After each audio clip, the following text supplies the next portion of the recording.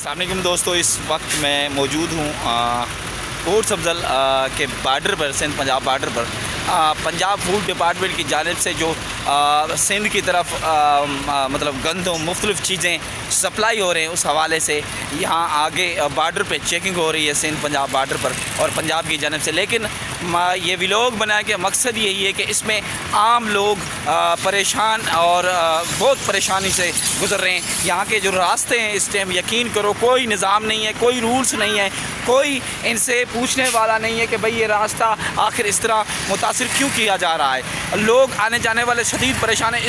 یہاں پہ حادثہ بھی ہو سکتا ہے کہ کہیں کسی کی جان ضائع نہ ہو سکے، کیونکہ یہاں کا جو نظام ہے یا ہمارے جو حساس ادارے ہیں وہ کیا کر رہے ہیں، یہاں کی اتنی سیٹنگ نہیں کر سکتے۔ کوئی رول بنایا جائے، کوئی طریقہ کار بنایا جائے، جن گاڑیوں کو چیک کرنا چاہیے ان کو چیک کر روکنا چاہیے، جن کو نہیں چیک کرنا چاہیے ان کو راستہ دینا چاہیے۔ لیکن یہاں نہ موٹر وے نظر آتی ہے، نہ کوئی ڈپارٹمنٹ اور نظر آتا ہے، نہ کوئی پولیس اہلکار نظر آتا ہے۔ لمبی قطار لگی ہوئی ہے، شدید لوگ مسافر پریشان ہیں۔ میں ڈی پی او رحیم یار سے اور حساس اداروں سے درخواست کرتا ہوں کہ یہاں کوئی رولز بنائیں، کوئی طریقہ بنائیں تاکہ جو مسافر لوگ ہیں ان کے لیے آسانی بن سکے۔ اپنے بھائی سوشل ورکر غلام رسول بھٹو کو اجازت دیجیے گا۔ جزاک اللہ خیر۔